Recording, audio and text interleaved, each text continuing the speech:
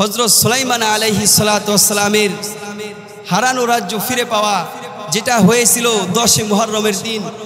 তো আল্লাহ পাক রব্বুল আলামিন দুনিয়াতে যত নবী দিয়েছেন, যত রসুল দিয়েছেন, আর আল্লাহ তার যত নেক বান্দাদেরকে দিয়েছেন, আল্লাহ সকলকে দুনিয়ার ভিতরে পরীক্ষা করেছেন। কথা বলেন, কি করেছেন? পরীক্ষা করেছেন। আল্লাহ আমাদের আদিপিতা হযরত আদম আলাইহিস সালাতু ওয়াস সালামকে পরীক্ষা করেছিল কি? তারপরে যত নবী রাসূলরা ছিল, আল্লাহ সকলকে পরীক্ষা করেছিল কি? তার ভিতরে বিশেষ গ্রহণযোগ্য হযরতে ইব্রাহিম আলাইহিস সালাতু ওয়াস সালাম, আল্লাহ তাকে কত পরিমাণে পরীক্ষা করেছে। এরপরে আসেন আমাদের প্রিয় নবী জনাবে রাসূল আকরাম সাল্লাল্লাহু আলাইহি ওয়াসাল্লাম। আরে ভাই, মানুষ যত দামি হয় তার পরীক্ষাও তত বেশি কঠিন হয়। কথা বলেন, কি হয়? তার পরীক্ষা তত বেশি কঠিন হয়, কারণ আমাদের নবী তো সবচাইতে বেশি দামি। এই জন্য আল্লাহ পাক রব্বুল আলামিন তাকে পিতা ছাড়া দুনিয়ার ভিতরে পাঠাইলো। এরপরে তিনি বুঝার আগেই তার মা মৃত্যুবরণ করলো। আবার এমন এক বংশের ভিতরে আল্লাহ তাকে পাঠাইলো যেই বংশের সকল মানুষরা ছিল মুক্তি পূজার। কথা বলেন, এটা কি আল্লাহর একটা পরীক্ষা ছিল না? এরপরে আসেন 1450 বছর পরে বর্তমান জমানার ভিতরে যারা আল্লাহওয়ালা আছে, আল্লাহওয়ালা হওয়ার জন্য আলেম হওয়ার দরকার নাই। কি বলছি, কথা বুঝতে পারছেন? আলেম হওয়ার, আল্লাহওয়ালা হওয়ার জন্য দরকার নাই। আপনি যতটুকু জানেন অতটুকুর উপরে আমল করেন, আপনি অতটুকু মানেন, আপনার জীবনকে আপনি সুন্নত মোতাবেক চালান, তাহলে আপনি আল্লাহওয়ালা হয়ে যাবেন। তো মুহতারাম হাজরিন, এর দ্বারা আল্লাহওয়ালা এত সহজ এরকমও বুঝাইলাম না। আবার কেউ বুঝবেন মান্তিক খাটাইয়া, হুজুর আল্লাহওয়ালা এত সহজ সংজ্ঞা দিয়ে দিলেন না, আমি এত সহজ সংজ্ঞাও দিলাম না। তো মুহতারাম হাজরিন, আমরা বলতেছিলাম যে আল্লাহ পাক রব্বুল আলামিন যুগে যুগে তার নবীদেরকে, রসুলদেরকে এবং পর্যায়ক্রমে তার খালেস, তার প্রিয় বান্দাদেরকে পরীক্ষা করেছে। এখন এই যে খুতবার ভিতরে যে আয়াতে কারিমা তেলাওয়াত করেছি, ওই আয়াত নিয়ে এখন আজকে আমাদের উক্ত আলোচনা শুরু হবে।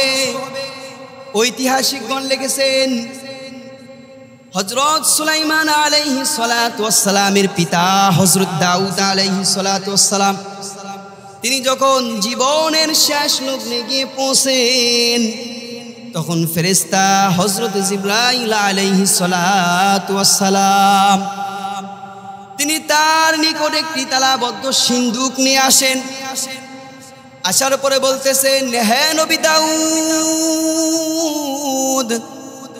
আপনার সকল সন্তানদেরকে আপনি ডেকে নিন এবং তাদের সকলের কাছে জিজ্ঞাসা করুন, এই তালাবদ্ধ সিন্ধুকের ভিতরে কি আছে। আপনার সন্তানদের ভিতর থেকে যে সবচেয়ে বিচক্ষণ হবে সে বলে দিতে পারবে এই সিন্ধুকের ভিতরে কি আছে। তো নবী দাউদ আলাইহিস সালাতু ওয়াস সালাম উনি একজন নবী।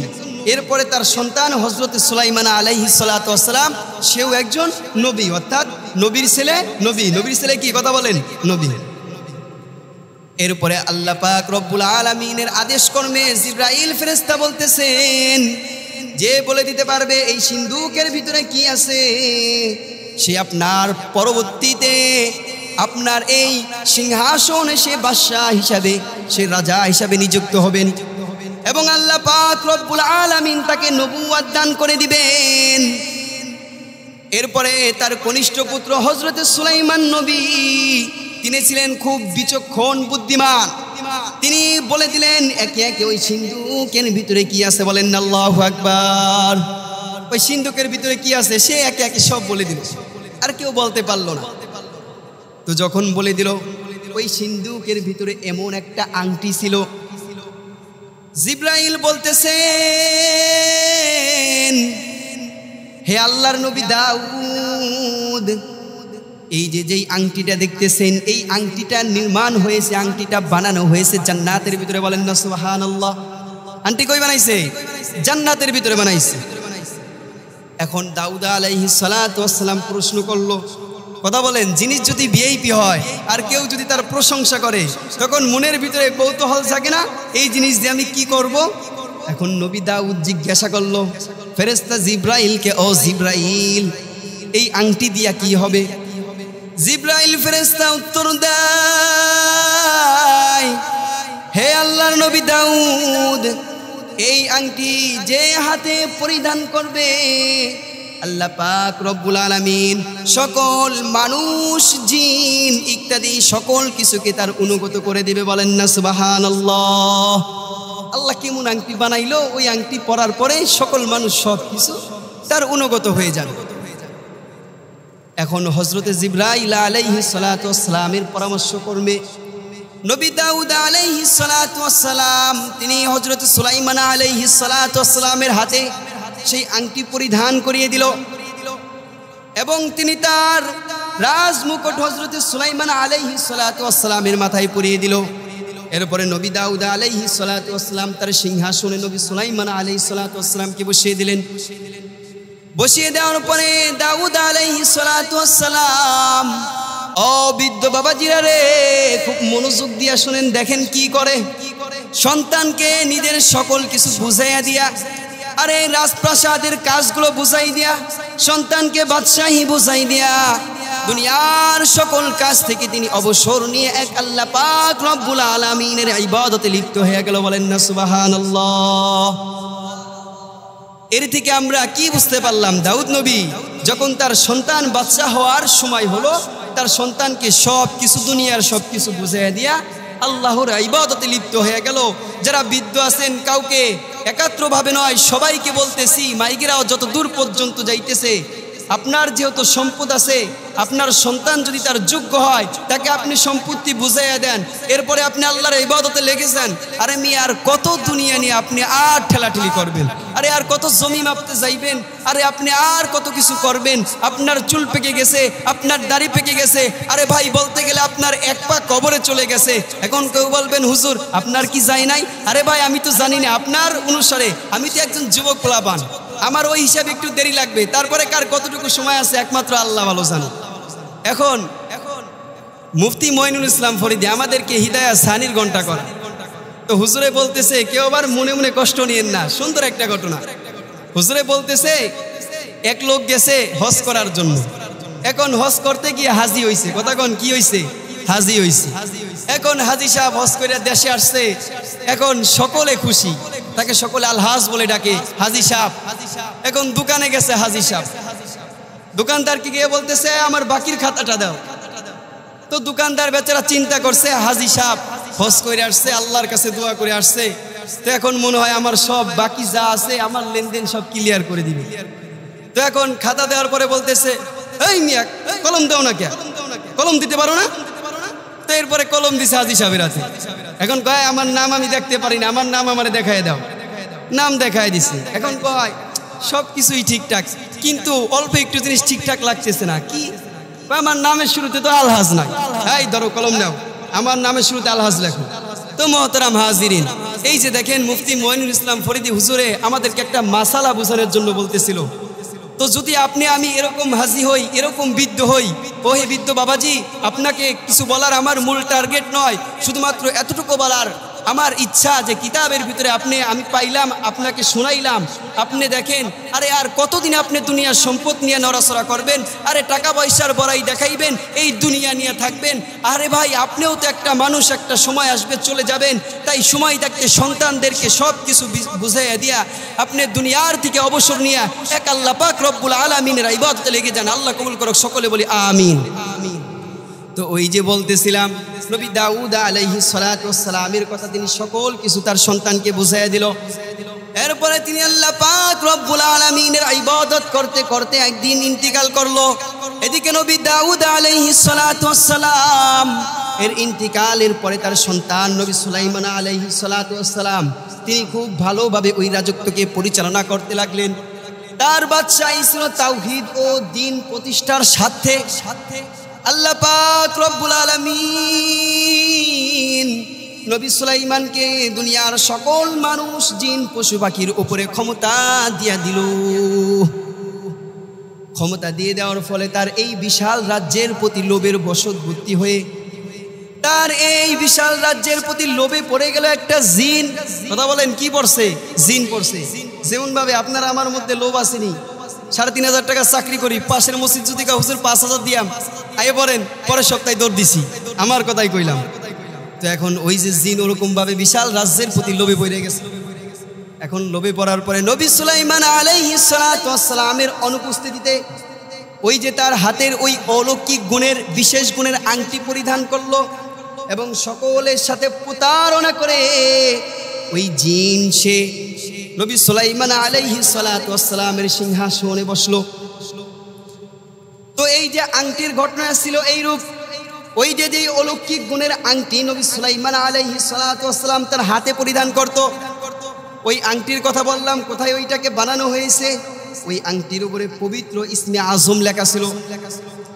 তো এই ইসমে আজম যেহেতু পবিত্র, সেজন্য তিনি যখন বাইতুল খলাই যাইতেন অর্থাৎ ইস্তানদায় যাইতেন, বুঝছেন তো 1 নম্বর 2 নম্বরে, তখন সে তার হাত থেকে ওইটাকে খুলে এরপরে তার একজন বিশ্বস্ত বাদীর কাছে রেখে যাইতেন।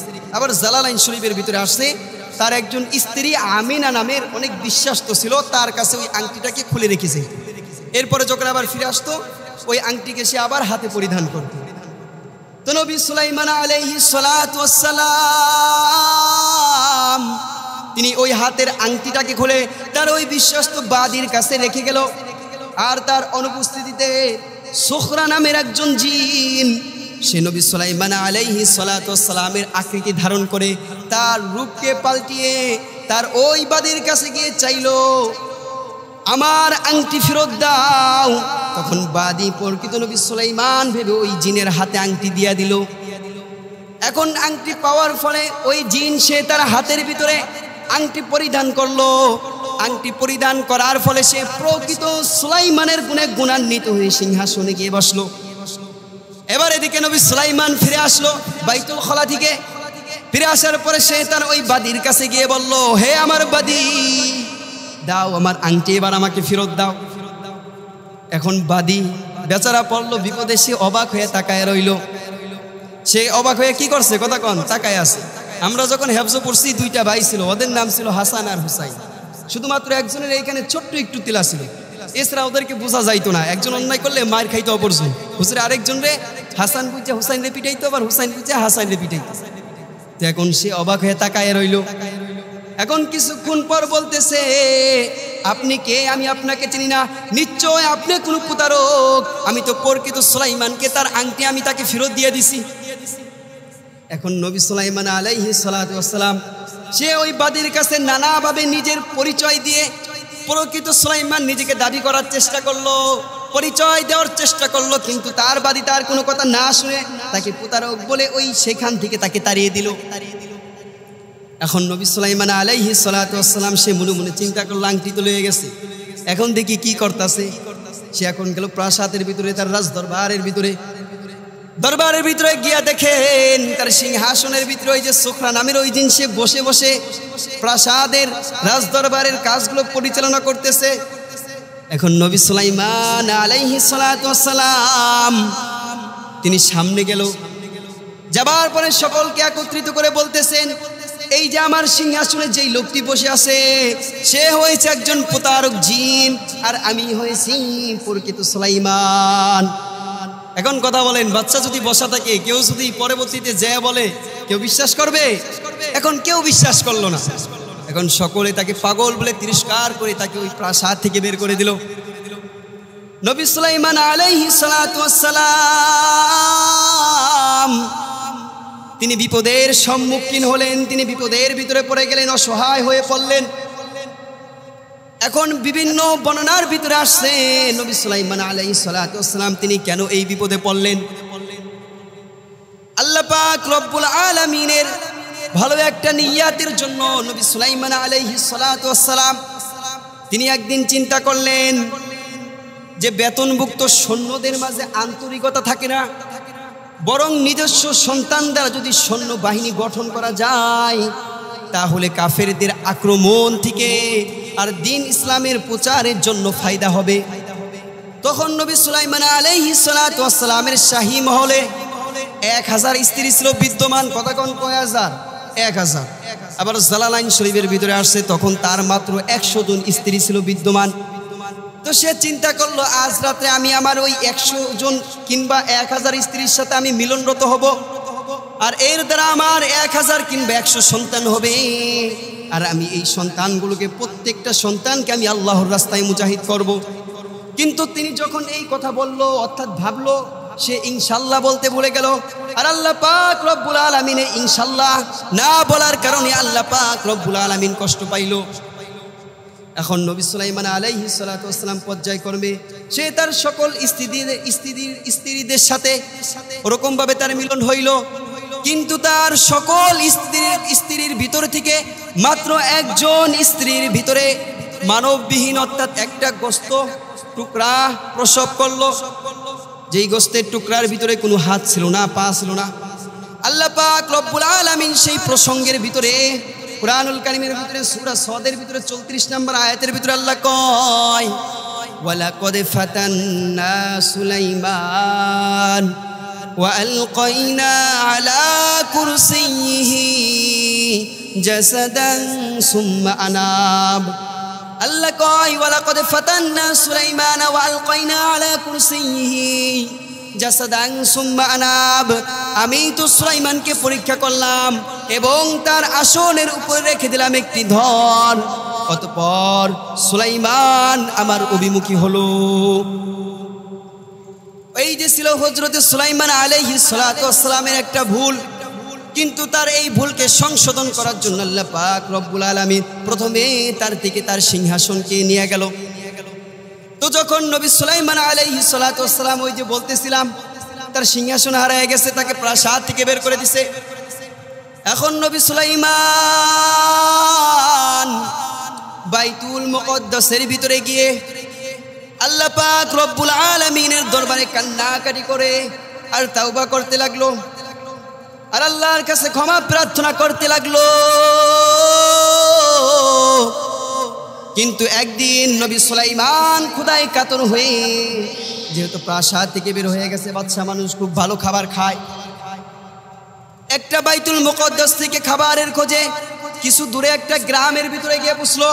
গ্রামের ভিতরে গিয়ে পৌঁছার পরে সে কোনো খাবারের খোঁজ পেল না, ফলে সে আবারও নৈরাশ হয়ে মনের ব্যথায় আবারও সে শহরের ভিতরে চলে আসলো। শহরে চলে আসার পরে একটা চাকরি খুঁজতে লাগলো, চাকরিও সে খুঁজে পেল না।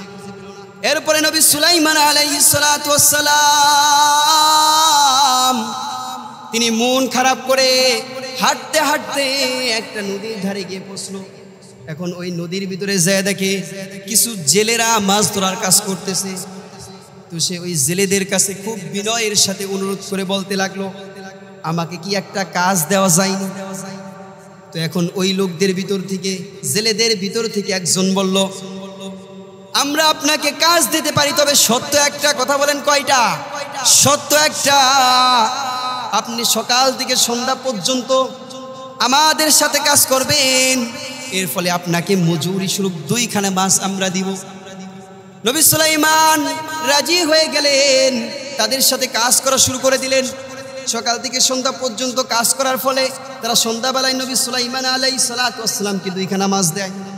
নবী সুলাইমান আলাইহিস সালাতু ওয়াস সালাম 1খানা মাছকে বাজারে গিয়ে বিক্রি করে কিছু রুটি কিনা করেন, কিছু রুটিকে সে ক্রয় করেন, কিতাবের ভিতরে আসছে।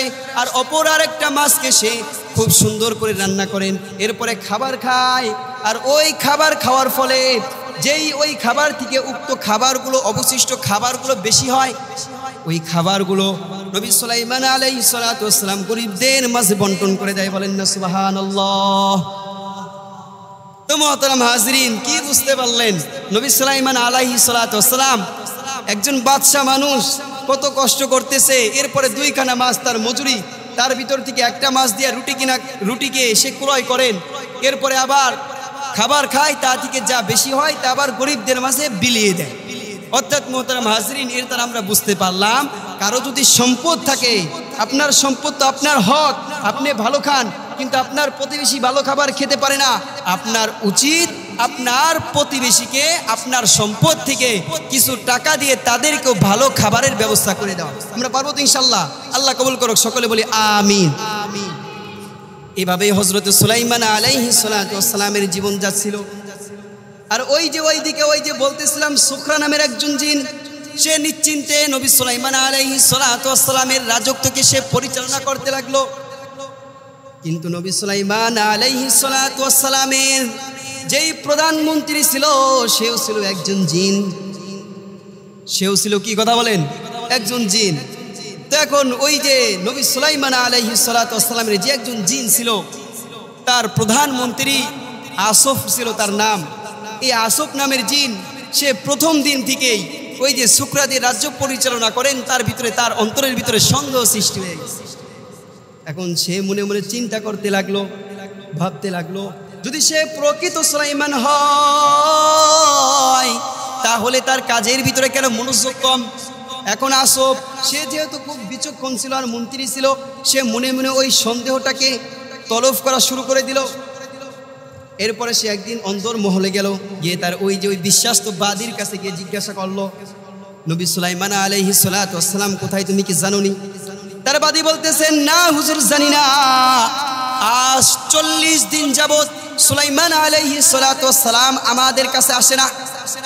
তিনি যখন বাইতুল খলাই যেতেন তখন তার ওই পবিত্র আংটিটাকে খুলে আমার কাছে রেখে দিতেন, কিন্তু আজ 40 দিন যাবত আমার কাছে আসে না, আংটি দেয় না। আর তিনি কোথায় যখন তার ওই বাইতুল খলার কাজকে সমাপ্ত করেন তা আমরা জানি না। এখন আসফ মনে মনে চিন্তা করলো, নিশ্চয়ই নবী সুলাইমান কোনো বিপদে পড়ে গেছেন, আর এটাই সঠিক। এখন ওই যে আসফ সে ফিরে গেল তার প্রাসাদের ভিতরে, গিয়ে দেখে সিংহাসনের উপরে শুকরা বসে আছে। এরপরে সে 40 জন কারীকে আহ্বান করলেন আর তাদেরকে বলে দিলেন, তোমরা 40 জন একত্রে মিলে একসঙ্গে তোমরা তাওরাতের তিলাওয়াত শুরু করবে, আল্লাহর মহাগ্রন্থ পবিত্র কিতাব তাওরাতের তিলাওয়াত শুরু করবে। যখন তারা তাওরাত পাঠ করা শুরু করলো 40 জন কারী একসঙ্গে, তখন ওই যে কাফের জিন শুকরার অন্তরের ভিতরে আগুনের ন্যায় ধাউ ধাউ করে জ্বলতে লাগলো। সে চিন্তা করতে লাগলো, নিশ্চয় আমার প্রতারণা ফাঁস হয়ে গেছে, আমি ধরা খেয়ে যাব। সে আর সহ্য করতে পারলো না। এখন সে চিন্তা করলো, যদি আমি ধরা খেয়ে যাই তাহলে আমার জীবন চলে যাবে। সে দৌড়ে তার প্রাসাদ থেকে বের হয়ে চলে গেল। আর চলে যাবার সময় সে তার ওই যে হাতের আংটিটাকে খুলে একটা নদীতে নিক্ষেপ করলো, যেন ওই আংটিটা খোলার পরে তার সাধারণ রূপ যেন তার উপরে চলে আসে। আর এইদিকে ওই যে নবী সুলাইমান আলাইহিস সালাতু ওয়াস সালাম তিনি যেই মালিকের কাজ করতেন, একদিন কাজের অবসরে নদীর তীরে বসে একটা গাছের ছায়ার নিচে সে শুয়ে আছেন। আর আল্লাহ পাক রব্বুল আলামিনের কুদরতে একটা বিষধর অজগর সে একটা গাছের ডালকে, সে একটা গাছের শিকলকে সে কামড় দিয়ে হযরত সুলাইমান আলাইহিস সালাতু ওয়াস সালামকে বাতাস করতেছে। বলেন না সুবহানাল্লাহ। একটা বিষধর সাপ নবী সুলাইমান আলাইহিস সালাতু ওয়াস সালামকে কি করতেছে, কথা বলেন, বাতাস করতেছে। এখন সেই যে মালিকের কাজ করতো, ওই মালিকের একটা কন্যা ছিল, সে ওই পথ দিয়ে নবী সুলাইমান আলাইহিস সালাতু ওয়াস সালামের মালিক অর্থাৎ কন্যা তার বাবাকে খাবার দেওয়ার জন্য যাইতেছে। সে দূর থেকে দেখলো একটা যুবক গাছের নিচে বসা, আর তাকে একটা সাপ এরকম ভাবে বাতাস দিতেছে একটা গাছের শিকড় দিয়া। তখন সে অবাক হয়ে তাকায় রইল। আর তখন নবী সুলাইমান আলাইহিস সালাতু ওয়াস সালামের চেহারার ভিতরে নবুয়তের নূর ওই মহিলা সে দেখতে পেল। ফলে সে তার বাবার কাছে গিয়ে বলল। এরপরে তার বাবা নবী সুলাইমান আলাইহিস সালাতু ওয়াস সালামের সঙ্গে তার বিয়ে দিয়ে দিল। এরপরে নবী সুলাইমান আলাইহিস সালাতু ওয়াস সালাম তার স্ত্রী নিয়ে ওরকম ভাবে সে ওই অবস্থায় ভালোভাবেই জীবনযাপন করতে লাগলেন। আর এই দিকেই তার পূর্বের এই ভুলের জন্য আল্লাহ পাক রব্বুল আলামিনের কাছে সে প্রত্যেক রাত্রি বেলায় সে তাওবা করতে লাগলেন। সে বলতেছেন আল্লাহ পাক রব্বুল আলামিনের কাছে, আল্লাহ ক্বালা রব্বিগফিরলি ওয়া হাবলি। সে বলতেছেন, হে আল্লাহ, মুলকাল লা ইয়ানবাগি লিআহাদিন মিন বাদি। হে আল্লাহ, আপনি আমাকে ক্ষমা করুন এবং আমাকে এমন সাম্রাজ্য, আমাকে এমন রাজত্ব দান করুন যা আমার পরে আর কেউ যেন কখনো না পায়। আল্লাহ পাক রব্বুল আলামিন নবী সুলাইমান আলাইহিস সালাতু ওয়াস সালামের ওই দোয়াকে কবুল করলেন। আল্লাহ বলতেছেন, ফাসাখরনা লাহুর রিহা তাজরি বিআমরিহি রুখাআন হাইসু আসাব। আল্লাহ বলতেছেন, আমি বাতাসকে হুকুম দিয়ে দিলাম, আমি বাতাসকে তার অনুগত করে দিলাম, যে সে তার হুকুম দিয়ে দিলাম বাতাসকে শান্ত করে দিলাম এবং তার হুকুমে প্রবাহিত করে দিলাম। এরপরে আল্লাহ পাক রব্বুল আলামিনের রহমত নবী সুলাইমান আলাইহিস সালাতু ওয়াস সালামের উপরে প্রবাহিত হয়ে পড়ল। এরপরে নবী সুলাইমান আলাইহিস সালাতু ওয়াস সালাম ওই যে বলতেছিলাম তার হাতের আংটির কথা, ওই যে জিন যেই দিন সমুদ্রের ভিতরে তার আংটিকে ফেলে দিল, ফেলে দেওয়ার ফলে ওই নদী থেকে একটা মাছ ওই আংটিকে গিলে ফেললো। আংটিকে গিলার ফলে নবী সুলাইমান আলাইহিস সালাতু ওয়াস সালাম একদিন সন্ধ্যাবেলায় একটা মাছ আনলেন। কথা বলেন, কি আনলেন? মাছ আনলেন। মাছ আনার পরে তার স্ত্রীর কাছে দিলেন যে এই মাছটাকে ভালোভাবে কেটে এনো। মাছটা তার স্ত্রী যখন কাটতে গেল, ও যুবক ভাইরা রে, ওই মাছের পেটের ভিতরে তার স্ত্রী ওই যে তার সেই আংটিটা খুঁজে পেল। পাওয়ার ফলে সে তার স্বামীর কাছে নিয়ে বলল, মাছের পেটের ভিতরে আমি এই আংটিটাকে পেয়েছি। তখন নবী সুলাইমান ওই আংটিটাকে দেখার সঙ্গে সঙ্গে তিনি চিনে গেলেন এটা তার সেই কুদরতি জান্নাতি আংটি। এরপরে নবী সুলাইমান আলাইহিস সালাতু ওয়াস সালাম তিনি শুকরানা স্বরূপ আল্লাহ পাক রব্বুল আলামিনের দরবারে সিজদায় পড়ে গেলেন। কবি বলতেছেন, চুইনায়েত কাদেরে কাইয়ুম কার্দ দর কাফে দাউদ আহিং মমিকা দাদে মুলকু ওয়াসওয়ারি সদমতে উ খাতামাসদি ওয়াপুরি। আল্লাহ পাক রব্বুল আলামিন নবী সুলাইমান আলাইহিস সালাতু ওয়াস সালামের আংটির সাথে সকল মানুষ জিনকে আনুগত্য করে দিলেন। এরপরে নবী সুলাইমান আলাইহিস সালাতু ওয়াস সালাম তার হাতের আংটিকে পেয়ে সে হাতে পরিধান করলো। যখন সে পরিধান করলো সঙ্গে সঙ্গে ওই আংটির কুদরতি শক্তি পাওয়া শুরু করে দিল।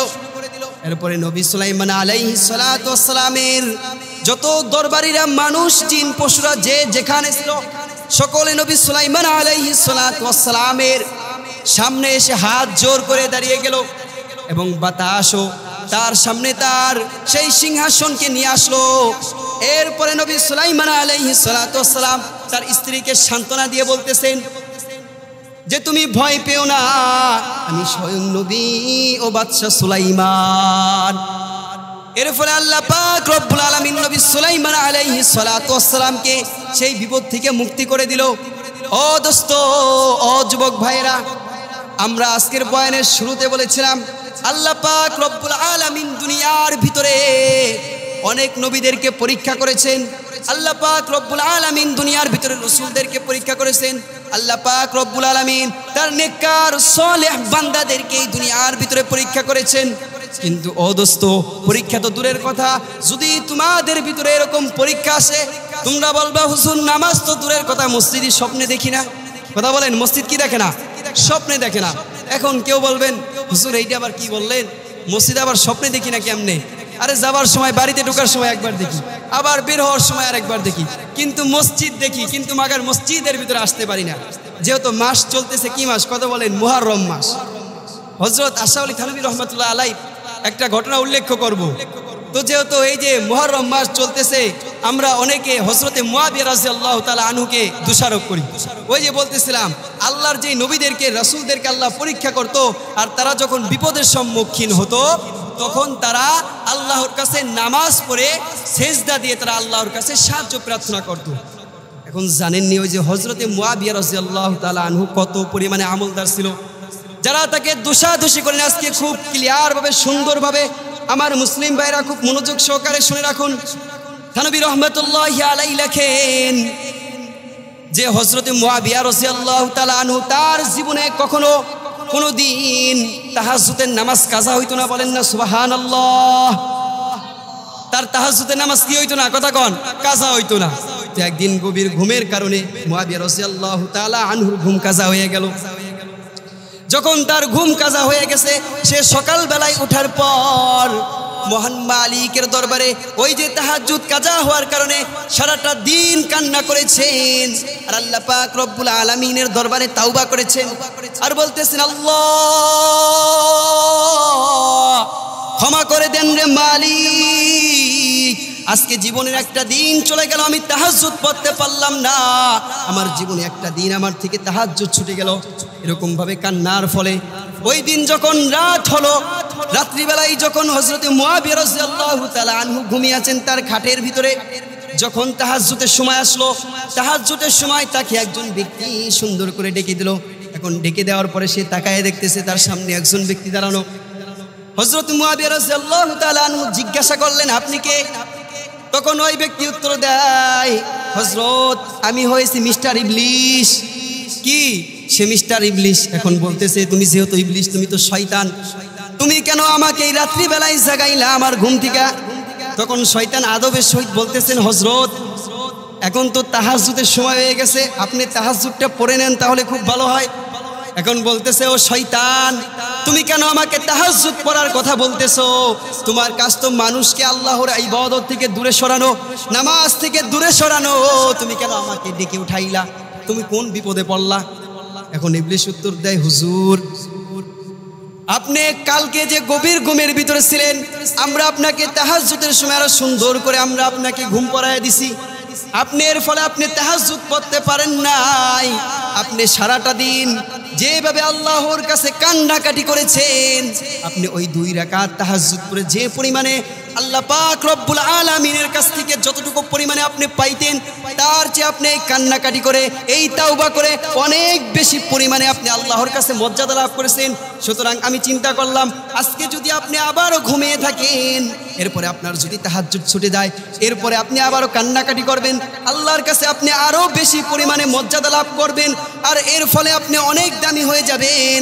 আমি শয়তান এটা সহ্য করতে পারি না, সেই জন্য আমি আপনাকে সময় মতো জাগাইয়া দিয়ে গেলাম। তো মুসলমান, শয়তান মানুষকে, তাহাজ্জুদ তো একটা নামাজ, কথা বলেন কি একটা নামাজ না? নামাজের বাইরে কথা বলেন, নামাজ তো কত পদের নামাজ আছে, আরে ফরজ নামাজ আছে, এরপরে আসেন নফল নামাজ আছে, এরপরে ইশরাকের নামাজ আছে, চাস্তের নামাজ আছে, এরপরে কত নামাজ আছে। তো মুহতারাম হাজরিন, নামাজ তো কি, কথা বলেন নামাজ। তো এখন এই যে নামাজ তো নামাজ, যুবক ভাইদেরকে বলতেছি, যুবক ভাইরা এরা চিন্তা করে, আরে নামাজ পড়লে কি হইব, দূর মিয়া, চাপা প্যান্ট পরমু আর সুন্দর গেঞ্জি পরমু, এরপরে চুল কাটমু। দেখবেন আমার একজন স্টুডেন্ট আছে, নাম কমুনা, তাইলে আবার চিন্তা লাগবেন, চুল তো কাটছে, আবার এরপরে চুলের উপরে একটা ইংলিশ অক্ষর আছে না, এক্স, একটা এক্স বসাই দিছে। তো এরকম ভাবে চুল কাটমু আর সুন্দর জামা পরমু আর গুনমু চাপা প্যান্ট পইরা, আর বলবো মসজিদের কোনো কাজ থাকলে আমি খুব ব্যস্ত, আমি সুযোগ পাই না, আমি খুব ব্যস্ত, মসজিদের কাজ আমার ভালো লাগে না। যুবক ভাইরা, তোমাদেরকে বলতেছি, কিয়ামতের দিন সর্বপ্রথম কিসের হিসাব হবে জানোনি? দুনিয়ার ভিতরে তুমি কোনো পরীক্ষা ছাড়া আল্লাহকে ভুলে গেলা, আর যদি আল্লাহ তোমার কোনো পরীক্ষার ভিতরে ফেলতো, আরে নবী সুলাইমানের মতো, আরে নবী মুহাম্মদের মতো, আরে নবী ইব্রাহিমের মতো, আরে নবী নূহ আলাইহিস সালাতু ওয়াস সালামের মতো, তখন তো যুবক তোমার খুঁজে পাওয়া যাইতো না। কথা কন? দুনিয়ার ভিতরে মানুষ একটা কথা বলে, মানুষ যখন নাকি অভাবে পড়ে তখন মানুষ স্বভাবে পড়ে চোর হয়। কথা কন? এরকম একটা কথা আছে না, মানুষ অভাবে পড়লে স্বভাবে পড়ে চোর হয়। তবে এই কথাটা ভুল, কারণ আপনি যখন বিপদে পড়ছেন, আরে অভাব কে দিছে? কথা বলেন, কে দিছে? আল্লাহ দিছে। আপনি নামাজ পড়েন, এই যে এতক্ষণ বয়ান করলাম, এই বয়ানের দ্বারা আপনি কি বুঝতে পারলেন? আপনি অভাবে পড়ছেন, আপনি বিপদে পড়ছেন, নবী আলাইহিস সালাতু ওয়াস সালামদের মতো আপনি নামাজে দাঁড়ায় যান। আল্লাহ কি কয়, যুবকেরা শুনুনি, আরে ছোটবেলায় দেখছি অনেক বৃদ্ধ লোক আছে, নামাজ পড়ে নাই, এখনো আছে আমাদের এলাকায়। বিশেষ করে একজন লোক আছে, ভ্যান গাড়ি চালাইনি, আমি কোনোদিন এই মসজিদে 1.5 বছর ধরে থাকি, ওনারা আমি মসজিদে আসতে দেখি নাই। আশা করি যে চিনছেন, চিনেন নাই চিনেন না, তো ওনার আমি জীবনে ওনার মতো এরকম অনেক লোক আছে, এরা মসজিদের ভিতরে আসে না। আল্লাহ কি কয় জানুনি? আল্লাহর হাবিব বলতেছেন, আউয়ালু মা ইউহাসাবু বিহিল আবদু ইয়াউমাল কিয়ামাতিস সালাহ, কিয়ামতের দিন সর্বপ্রথম হিসাব হবে নামাজের। কথা বলেন, কিসের হিসাব হবে? নামাজের। এখন যুবক ভাইরা, তোমরা যা কিছু করো না কেন, যদি নামাজ না পড়ো, বৃদ্ধ বাবাজিদেরকে বলতেছি, যদি আমরা নামাজ না পড়ি, কথা বলেন, তাহলে প্রথম যদি আমাদের হিসাব আমরা আল্লাহর কাছে না দিতে পারি, কথা বলেন, বাদ বাকি যেগুলো আছে ওগুলা পারমু?